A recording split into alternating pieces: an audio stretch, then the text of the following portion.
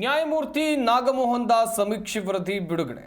ಆಯೋಗದಿಂದ 90% ಪರಿಶಿಷ್ಟ ಜಾತಿ ಸಮೀಕ್ಷೆ ಪೂರ್ಣಗೊಂಡಿದೆ ಎನ್ನುವಂಥದ್ದು ಗೊತ್ತಾಗ್ತಾ ಇದೆ. ಇಲ್ಲಿ ಗಮನಿಸ್ತಾ ಹೋಗೋದಾದ್ರೆ ಸಾಕಷ್ಟು ನಂಬರ್ಸ್ಗಳನ್ನು ನೋಡ್ತಾ ಇರಬಹುದು.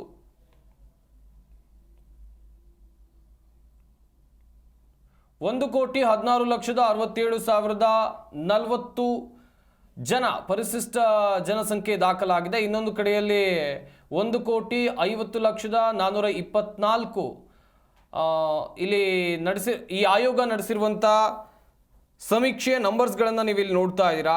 ಶಾಲೆ ಆರಂಭದ ಹಿನ್ನೆಲೆಯಲ್ಲಿ ಆನ್ಲೈನ್ ಸಮೀಕ್ಷೆಗೆ ಅವಕಾಶವನ್ನು ಕೊಡಲಾಗಿದೆ. ಜೂನ್ 22ರವರೆಗೂ ದಾಖಲಾದವರಿಗೆ ಅಂತಿಮ ಅವಕಾಶವನ್ನು ಕೊಡಲಾಗಿದೆ. ಗಮನಿಸ್ತಾ ಇರಬಹುದು ನ್ಯಾಯಮೂರ್ತಿ ನಾಗಮೋಹನ್ ದಾಸ್ ಅವರ ಸಮೀಕ್ಷೆಯ ವರದಿ ಸದ್ಯ ಅದನ್ನು ಬಿಡುಗಡೆ ಮಾಡಲಾಗಿರುವಂಥದ್ದು. 90% ಪರಿಶಿಷ್ಟ ಜಾತಿ ಸಮೀಕ್ಷೆ ಪೂರ್ಣಗೊಂಡಿದೆ ಎನ್ನುವಂಥದ್ದು ಗೊತ್ತಾಗ್ತಾ ಇದೆ.